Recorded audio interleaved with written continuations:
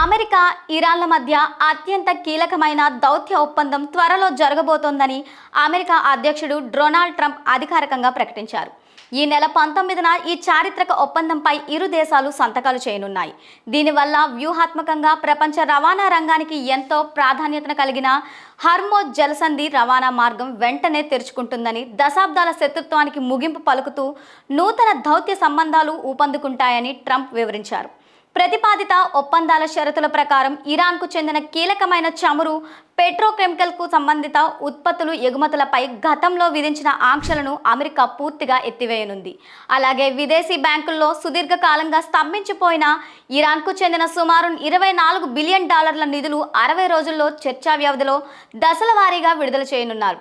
వీటిలో $12 బిలియన్ ప్రాథమిక నిధుల మొత్తాన్ని చర్చల అధికారికంగా ప్రారంభం కాకముందే ఇరాన్కు అందజేయాల్సి ఉంటుంది.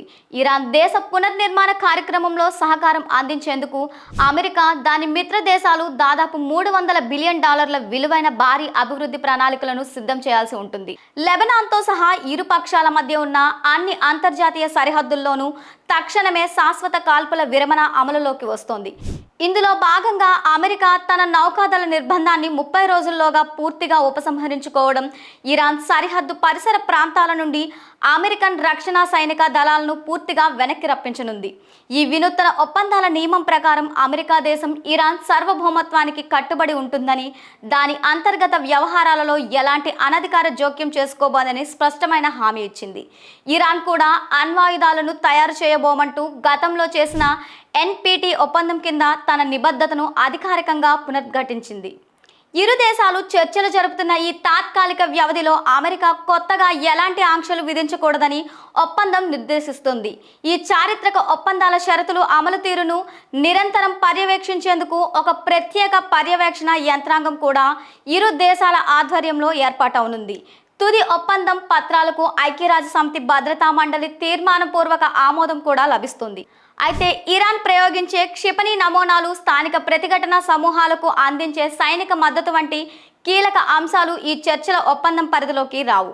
ప్రాథమిక నిధులైన $12 బిలియన్ విడుదల, ఆంక్షల ఎత్తువేత పూర్తయ్యాకే తుది చర్చలు ప్రారంభమవుతాయి.